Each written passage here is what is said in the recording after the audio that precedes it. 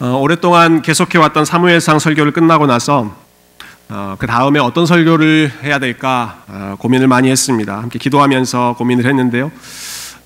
구약 성경을 한번 설교했으니까 그 다음은 신약 성경을 설교하면 좋겠다 그런 마음을 가졌고, 마침 생명의 삶의 8월 본문이 빌립보서여서 애초에 있는 빌립보서를 가지고 한번 설교하면 은혜가 되겠다라고 생각을 했습니다만은 기도하다 보니까 빌립보서는 셀 모임 때 우리가 함께 나누는 것이 좋을 것 같고, 예수님 이야기를 좀 더 직접적으로 하면 좋겠다. 그게 저와 우리 모든 성도님들에게 유익하겠다라는 생각을 하게 되었습니다. 사무엘상 설교를 들으실 때 여러분 혹시 눈치채셨는지 모르겠습니다만은 제가 구약 본문 또 다윗 이야기 여러 이야기를 설교하면서도 가능하면 그 결론을 예수님과 관련해서 내려고 제 나름대로는 노력을 해봤습니다. 언젠가 팀 켈러, 뉴욕에 계시는 팀 켈러 목사님께서 설교에 대해서 이렇게 강의하신 내용을 들은 적이 있습니다. 본인 경험을 말씀해 주시면서 내가 성경의 아주 흥미로운 사건들에 대해서 이야기하면 설교 때 사람들은 호기심을 가지고 그 이야기를 듣는다. 혹은 내가 성경에 있는 여러 중요한 인생의 원리들을 실제적으로 사람들에게 적용해 주면 사람들은 고개를 끄덕이면서 귀를 기울이고 또 동의를 한다. 그러나 내가 나의 설교에서 예수 그리스도로 결론 내렸을 때 그제야 비로소 사람들은 하나님 앞에서 무릎 꿇고 경배하기 시작한다. 여러분, 결국 우리의 설교의 목적, 우리의 예배의 목적은 하나님 앞에서 우리가 마음의 무릎을 꿇고 경배하는 것, 하나님 높이는 것이지 않겠습니까? 그러려면 물론 모든 성경이 예수 그리스도에 대한 이야기이고 예수 그리스도를 향해 달려가는 이야기이지만 조금 더 직접적으로 우리 주님에 대해서 풍성하게 이야기하고 있는 복음서를 함께 나누면서 그것을 통해서 말씀을 듣고 함께 찬양하며 하나님 예배하는 시간, 그 시간이 저에게 가장 복되고 귀한 시간인 줄로 믿습니다. 그래서 요한복음 말씀을 통해서 저희가 좀 예수님 알아가는 그런 시간을 몇 주 가지려고 하는데요. 요한복음은 굉장히 두껍습니다. 21장이나 되는 많은 내용이 있고 또 그 안에는 예수님께서 가르치신 이야기도 많이 있고 굉장히 어려운 신학적인 깊이 있는 그런 설명도 많이 들어 있습니다. 아마 이 요한복음을 다 설교한다면 아마 1년이 모자라지 않을까 싶은데요. 그러기보다는 저는 이 요한복음에 나오는 예수님과 만났던 사람들, 구체적으로 예수님을 만나고 그래서 예수님을 만난 후에 그들의 생각과 삶과 마음이 바뀌었던 그러한 사람들의 이야기를 군데군데 찾아서 함께 여러분들과 나눠보려고 합니다. 오늘 본문에 보면 요한복음에서 처음으로 이제 예수님을 직접 만난 사람들의 이야기, 두 사람의 이야기가 오늘 본문에 등장합니다. 원래 이 두 사람은 세례 요한이라고 하는 예수님보다 더 앞서서 선지자 역할을 했던 그 당시의 영적인 지도자 세례 요한의 제자로 활동했던 사람들입니다. 성경에 사실 요한이라고 하는 이름이 굉장히 많이 나오죠. 세례를 베풀었던 세례 요한도 있고요. 요한복음을 쓴 요한도 있고요. 베드로의 아버지도 요한이고요. 마가복음을 쓴 마가도 이름이 요한이고요. 성경에 요한이라고 하는 사람이 굉장히 많이 있어서 우리가 좀 헷갈릴 때가 있습니다. 그런데 오늘 본문에 나오는 이 요한은 예수님 앞에서 예수님의 길을 예비하는 것, 그것을 자신의 정체성, 사명으로 생각했던 사람입니다. 이 세례 요한은 자신의 역할을 이렇게 표현했습니다. 나는 결혼식에 등장하는 신랑, 주인공, 그의 등장을 준비하는 들러리 역할, 나는 그런 들러리 역할을 하는 사람이다. 또 세례 요한은 이렇게 표현하기도 했습니다. 나는 주의 길을 예비하라고 광야에서 외치는 자의 소리, 광야에서 열심히 메신저로서 외치면서 주님의 오실 길을 준비하는 외치는 자의 소리이다. 세례 요한은 자신을 그렇게 설명했죠. 광야에서 그가 무엇을 외쳤는가? 오늘 본문에 보면 세례 요한이 외쳤던 그 소리, 한 음성이 들립니다. 36절 말씀 한번 보시겠어요? 35절과 36절을 우리가 같이 한번 다시 읽어보시죠. 35, 36절 시작. 요한이 자기 제자 중 두 사람과 함께 섰다가 예수께서 거니심을 보고 말하되 보라 하나님의 어린 양이로다. 세례 요한이 예수님을 보면서 외쳤던 소리는 이분은 하나님의 어린 양이시다. 그게 세례 요한이 외쳤던 소리입니다. 요한복음을 시작하면서 예수님에 대해서 제일 먼저 나오는 호칭이 바로 하나님의 어린 양. 조금 더 앞에 보면 보라 세상 죄를 지고 가는 하나님의 어린 양이로다. 다른 어떤 것보다도 예수님의 가장 기본적인 정체성은 하나님의 어린 양이시다라고 하는 것이죠. 지난 월요일부터 생명의 삶을 묵상하신 분들은 우리가 레위기 말씀을 묵상하면서 조금 난처한 그런 내용들 많이 읽지 않으셨을까 생각합니다. 이 레위기 말씀이 참 어렵죠. 우리는 더 이상 동물 가지고 제사 지내지 않는데도 그 레위기 말씀을 읽고 있기 때문에 좀 우리와 동떨어진 그런 말씀을 읽는 것 같은 느낌도 좀 듭니다. 레위기에 보면 계속해서 희생 제물을 잡아서 죽이는 이야기가 나옵니다. 소도 잡아서 죽이고 염소도 잡아서 죽이고 어린 양도 잡아서 죽이고 또 어떤 경우에는 새도 잡아서 죽여서 하나님 앞에 제사로 드리는 제물로 드리는 그래서 죽이고 가죽을 벗기고 피를 흘려서 피를 쏟고 하는 그런 내용들이 이 레위기의 주된 그런 제사의 내용들이죠. 피를 흘리는 이야기가 굉장히 많이 반복되고 있습니다. 제가 오래전에 들었던 이 유머 중에 목사와 조폭의 공통점이라고 하는 유머가 있습니다. 아마 여러분 아시는 분들 계실 것 같은데요. 목사와 조폭의 공통점 첫 번째는 둘 다 검은 양복을 즐겨 입는다. 일부러 제가 오늘 좀 푸른 양복을 입었습니다. 검지 않으려고. 둘 다 자기들끼리 서로를 형제라고 부른다. 그리고 마지막으로 결정적인 게 둘 다 피에 대해서 이야기하기를 좋아한다. 이게 목사와 조폭의 공통점이다. 이렇게 떠도는 유머를 들었는데요. 다른 건 모르겠지만 그 마지막 부분은 제가 부인할 수가 없습니다. 왜냐하면 성경은 피에 대해서 굉장히 많이 이야기하고 있는 책이기 때문에 그렇습니다. 구약 성경은 동물을 잡아서 죽여서 피를 흘려서 하나님 앞에 제사 드리는 이야기가 많이 있고 신약 성경은 예수 그리스도께서 우리를 위해 피를 흘려서 우리를 구원하셨다라고 하는 이야기가 많기 때문에 성경을 충실하게 이야기한다면 피 흘리는 이야기 빼놓고 얘기할 수가 없겠죠. 피에 생명이 있다라고 말씀하셨고 피 흘림이 없으면 죄사함이 없다. 아마 세례 요한은 그 부분을 가장 먼저 강조하고 있는 것 같습니다. 예수님은 우리를 위해 이 땅에 오신 하나님의 어린 양, 우리를 위해 죽으시기 위해 오신 하나님의 어린 양이시다라는 것이죠. 요한계시록 7장에 보면 하나님의 보좌 앞에서 영광스럽게 찬양하는 성도들의 모습이 나옵니다.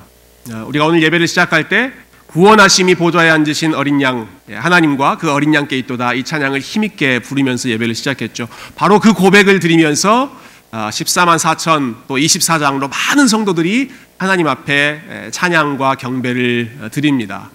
근데 그 장면, 그 성도들의 모습을 묘사하면서 그들이 모두 흰 옷을 입고 하나님 앞에서 예배했다 이렇게 기록하고 있죠. 그래서 한 사람이 그 모습을 보면서 아니 도대체 이 흰 옷 입은 사람은 어디서 온 사람입니까? 라고 물었더니 하나님께서 그 질문에 대해서 대답하시기를 이들은 큰 환난에서 나온 자들인데 그들은 모두 어린 양의 피에 그 옷을 씻어 희게 된 사람들이다. 어린 양의 피에 그 옷을 씻어 희게 된 사람들, 그들이 성도들이다라는 것이죠. 여러분 생각해 보면 피가 옷에 묻는다라고 하는 것은 옷이 지저분해지는 것 아니겠습니까? 옷에 얼룩이 생기고 빨리 가서 그것을 씻어내야 하는 것, 그것이 우리의 상식적인 생각일 텐데 하나님의 원리는 그렇지가 않다라는 것이죠. 어린 양의 피가 그 삶에 묻으면, 그 옷에 묻으면, 그 마음에 묻으면 그 사람들의 삶과 마음을 하나님께서 정결하게 보신다. 아무리 검은 죄라 하더라도, 진홍같이 붉은 죄라 하더라도 하나님께서는 예수 그리스도의 보혈 때문에 그 모든 것을 흰 눈보다 더 희게 씻으시고 정결한 사람으로 주님께서 받아주신다. 세례 요한이 고백했던 믿음이 그것이죠.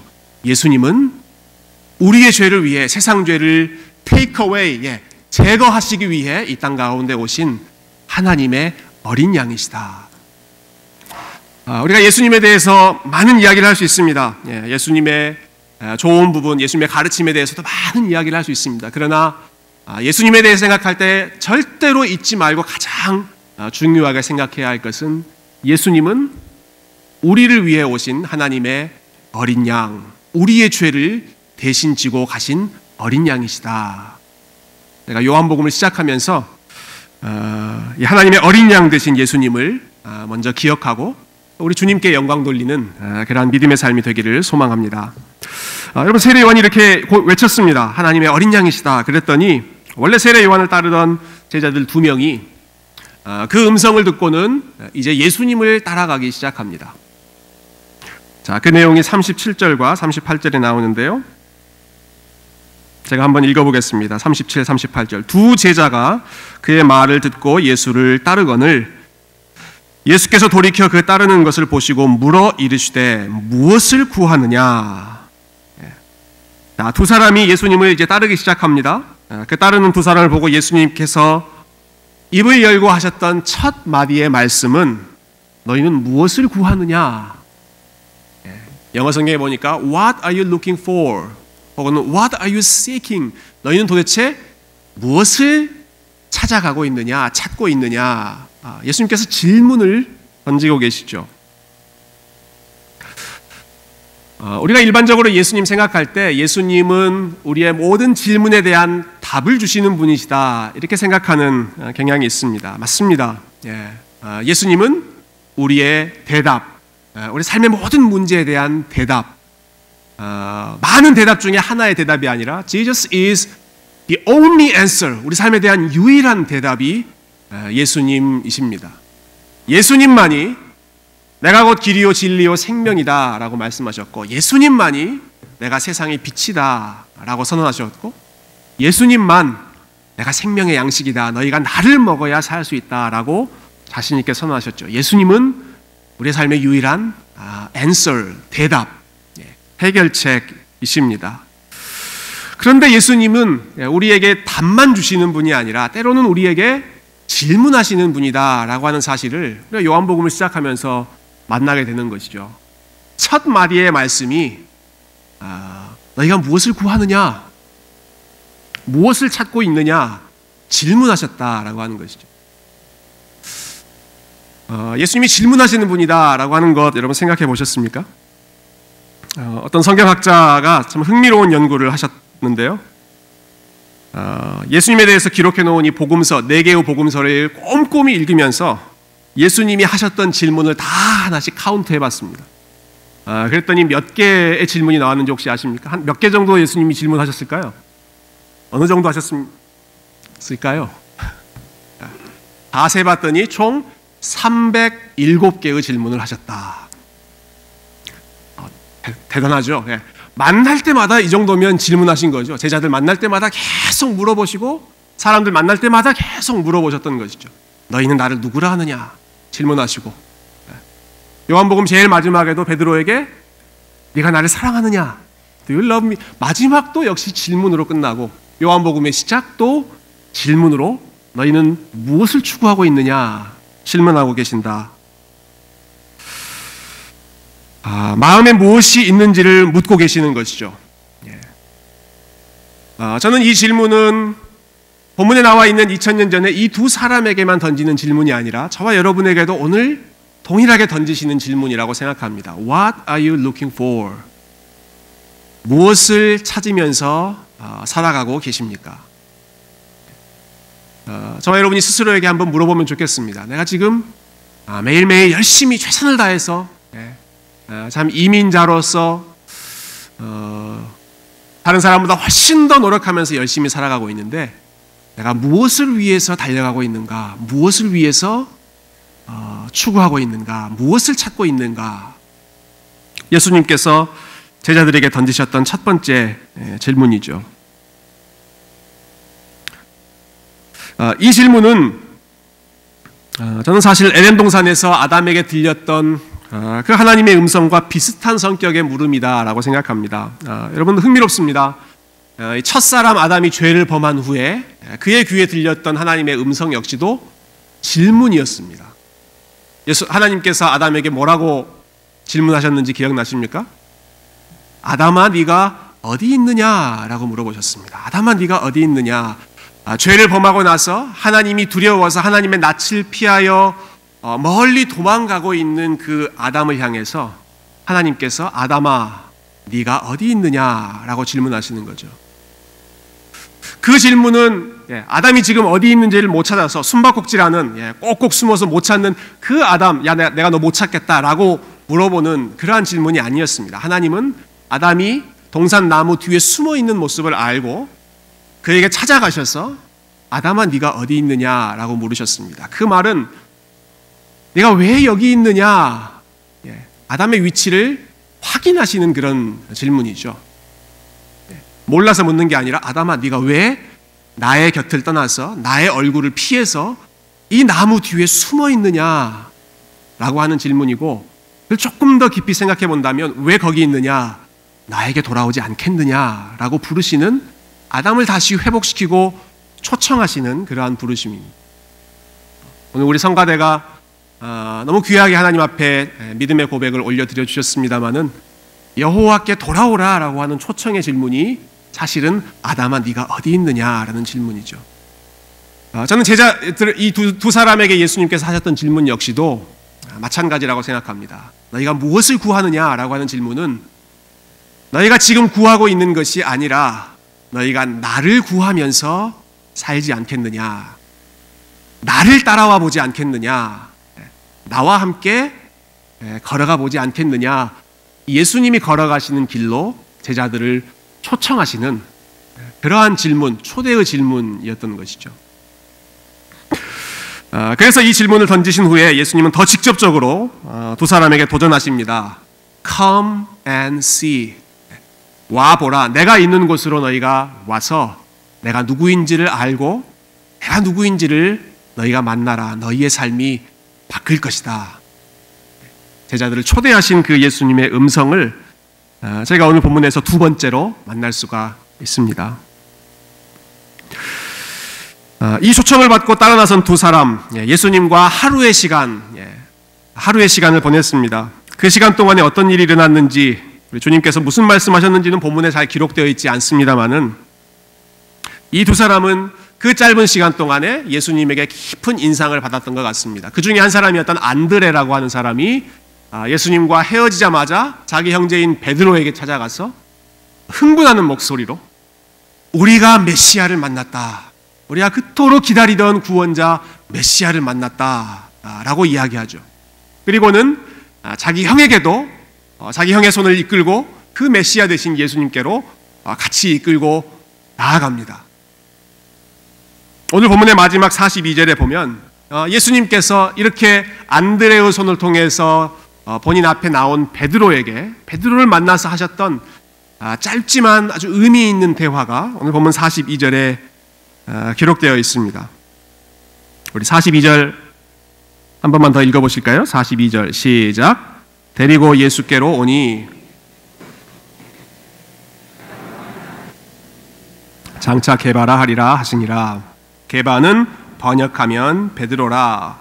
자, 베드로가 예수님 앞에 왔을 때 예수님께서는 가장 먼저 그의 이름을 불러주셨습니다.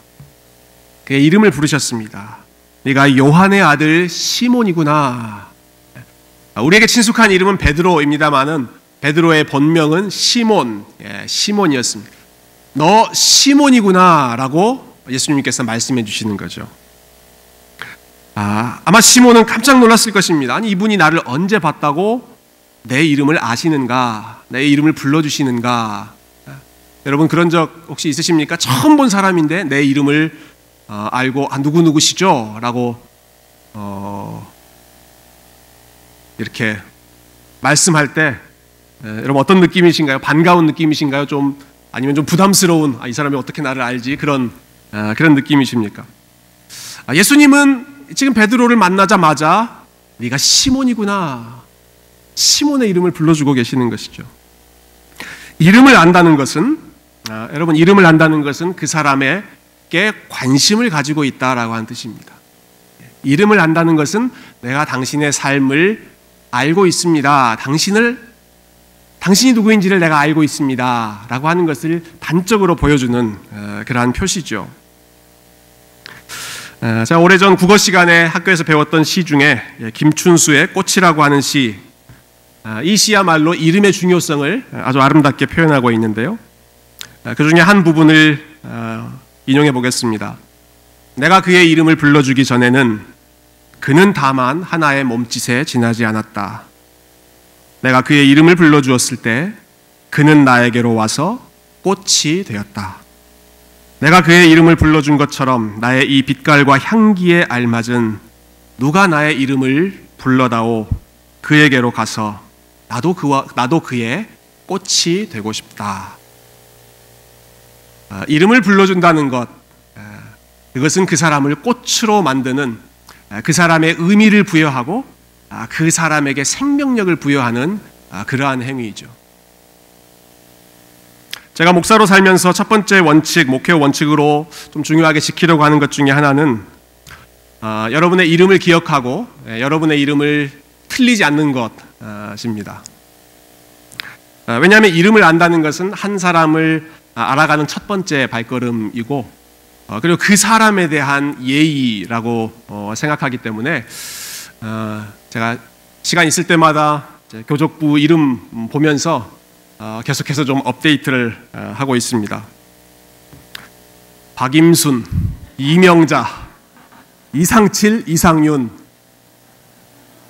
여기까지만 하겠습니다. 예, 그 뒤에 다음 줄 네 번째 줄 다 아는데요. 예, 가능하면 이름을 틀리지 않으려고 제가 외우고 있는데, 행여 오늘 끝나고 가시면서 저를 테스트 하지는 마셨으면 좋겠습니다. 예, 저희 피차에 좀 난처해질 수가 있기 때문에. 사실 이름을 안다는 것은 좀 저의 개인적인 욕심이 담겨 있는 일이기도 합니다. 왜냐하면 제가 예전에 어떤 선배 목사님 강의를 들었는데, 한 교회가 어느 정도까지 성장한 것이, 부흥하는 것이 건강한 성장이냐, 담임 목회자가 성도들의 이름을 다 기억할 수 있는 그 정도가 가장 건강한 교회의 사이즈다 라는 이야기를 들어서, 여러분, 우리 교회가 부흥하는 걸 원하시나요? 그러려면 어떻게 하면 되겠습니까? 제가 이름을 많이 알면 됩니다. 제 이름의 용량이 커지면 커질수록 딱 그만큼이 저는 우리 교회가 성장할 수 있는 그런 사이즈라고 생각하는데요.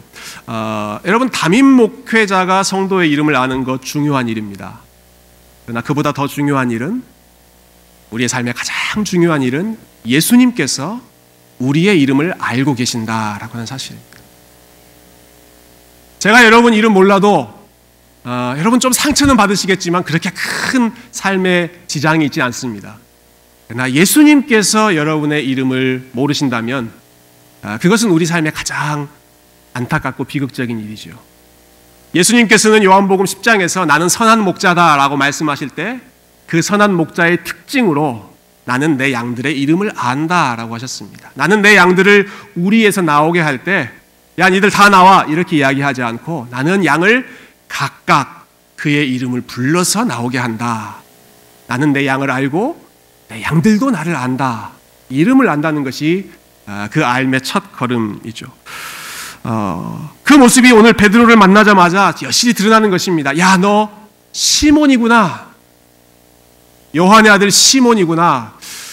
시몬의 아버지인 요한, 아버지의 이름까지 알았다라고 하는 것은 내가 너의 현재도 알지만 너의 걸어온 걸음, 너의 과거도 내가 알고 있다. 내가 너의 삶을 알고 있다. 라는 관심의 표현이고 사랑의 표현이죠. 예수님께서 베드로의 과거와 현재, 이것을 알고 있다는 사실 참 놀라운 일입니다. 그런데 더 놀라운 사실은 거기서 멈추지 않고 예수님께서 시몬의 이름을 부르신 후에 네가 시몬이지, 그런데 나는 너를 게바라고 부르겠다. 이렇게 이름을 바꿔주셨다라고 하는 사실입니다.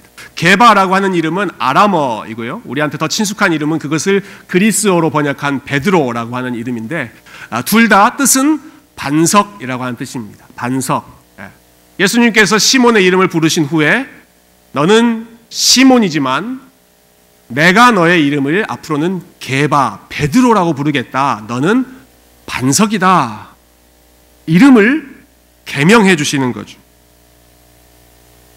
여러분, 시몬 베드로의 입장에서 본다면 이거 역시 황당한 일이 아니겠습니까? 이 사람이 나를 언제 봤다고 내 이름을 제 맘대로 이렇게 바꾸어 주시는가?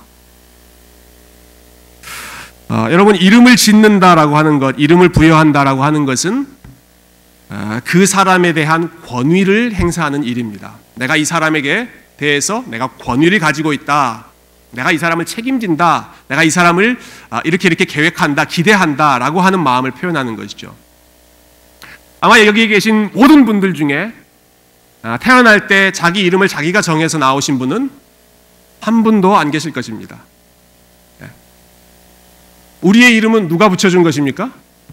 부모님이거나 다른 어르신들이거나 우리가 스스로 우리의 이름을 정해서 나오지 않죠.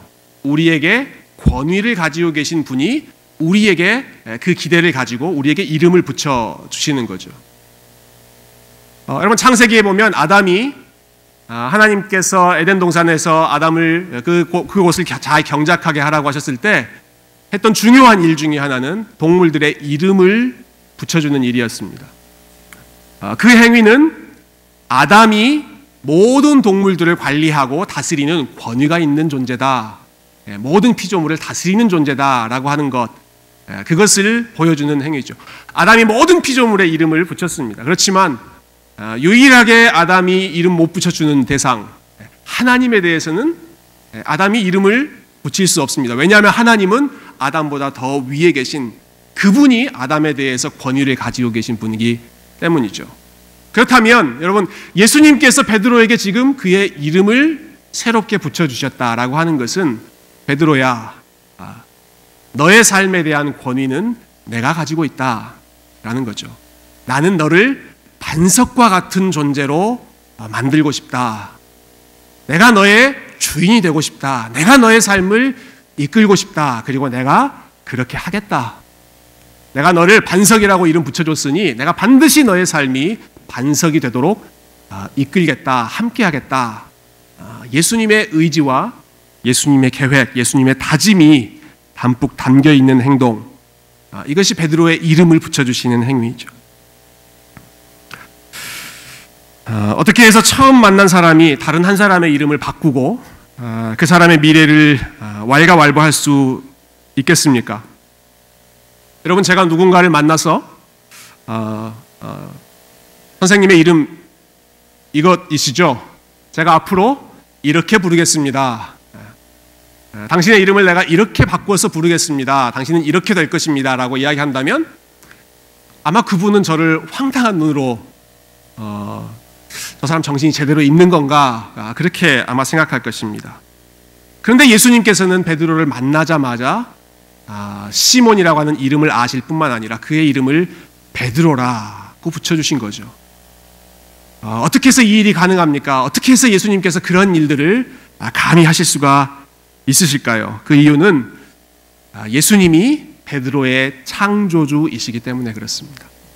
예수님이 베드로를 지으신 분이시고 만드신 분이기 때문에 다른 사람들은 감히 할 수 없는 일이지만 예수님은 베드로의 삶에 새로운 이름을 부여하실 수가 있는 것이죠. 요한복음을 시작하는 부분 우리 한 구절만 읽고 오늘 말씀 마치면 좋겠는데요. 여러분, 요한복음 1장 1절부터 3절까지 말씀 한번 같이 읽어볼까요? 1장 1절부터 3절 같이 읽겠습니다. 시작. 태초에 말씀이 계시니라. 이 말씀이 하나님과 함께 계셨으니 이 말씀은 곧 하나님이시니라. 그가 태초에 하나님과 함께 계셨고 만물이 그로 말미암아 지은 바 되었으니 지은 것이 하나도 그가 없이는 된 것이 없느니라. 만물이 그로 말미암아, 만물이 예수님으로 말미암아 만들어져 있고 이 만물 안에는 베드로라고 하는 사람의 인생도 들어가 있고 저와 여러분의 인생도 다 들어가 있기 때문에 우리의 창조주 되시는, 우리를 만드신 그분이야말로 저와 여러분의 이름을 아시고 우리의 이름을 지어서 권위를 행사하실 수 있는 주권자이시고 창조주이시고 참된 하나님 예수 그리스도는 바로 이와 같은 하나님이신 줄로 믿습니다. 사랑하는 성도 여러분, 우리의 인생을 지으신 분이 주님이시기 때문에 예수님은 저와 여러분의 이름을 아시고 오늘도 저와 여러분의 이름을 불러주시고 그리고 저와 여러분에게 새로운 이름을 그리스도인이라고 하는 새로운 이름을 주시면서 내가 너의 주인이다. 내가 너의 삶을 책임지겠다. 약속해 주십니다. 여러분 이 약속을 우리가 어떻게 믿을 수 있을까요? 그렇게 약속해 놓고는 내팽개쳐 버리는 달콤한 말로 꿰었다가 이상한 길로 끌고 가는 혹시 악한 목자, 그런 악독한 주인은 아닐까요? 그렇지 않습니다. 우리가 이 예수님의 약속, 예수님의 초청을 믿을 수 있는 근거는 예수님은 우리의 목자이신 동시에 예수님은 우리의 삶 가운데로 오신 동일한 어린 양, 하나님께로부터 양들의 세상 가운데로 내려오신 하나님의 어린 양이시기 때문에 그렇습니다. 그분은 우리의 삶을 이상한 곳으로 인도하시는 사꾼, 악한 목자가 아니라 양들을 위해서 자기의 목숨까지, 자기의 생명까지 아낌없이 내어주셨던 하나님의 어린 양, 가장 순결한 어린 양이시기 때문에 내가 너의 삶을 인도하겠다라고 하는 예수님의 약속은 우리의 삶을 가장 좋은 길로 이끌고 가시는 가장 확실한 근거이고 가장 분명한 소망인 줄로 믿습니다. 이 예수님께서 저와 여러분에게 물으십니다. 오늘 본문에서 2000년 전 제자들에게 물으신 것처럼 너는 무엇을 구하고 있느냐? What are you seeking? 너는 무엇을 붙잡고 살아가고 있느냐? 다른 것이 아니라 나에게 와서 나와 함께 이 길을 걸어가며 내가 이끌고 가는 그 하나님 나라의 길에 함께 하지 않겠느냐? 내가 너의 삶을 복되게 하겠다. 내가 너의 삶을 쉴만한 길, 푸른 초장으로 인도하겠다. 우리 선한 목자 되신 주님의 초청, 주님의 부르심에 저와 여러분이 믿음으로 반응하고 우리의 삶이 아무리 광야와 같은 길, 풍랑을 만난 길이라고 하더라도 우리 선하신 주님께서 우리의 삶 붙들어 주시면 연약한 양들이라고 하더라도 가장 안전한 길로 하나님께서 이끌어 주실 것을 신뢰하는 마음으로 우리 하나님께 우리의 삶을 다 맡기고 믿음으로 걸어가시기를 주님의 이름으로 축원드립니다.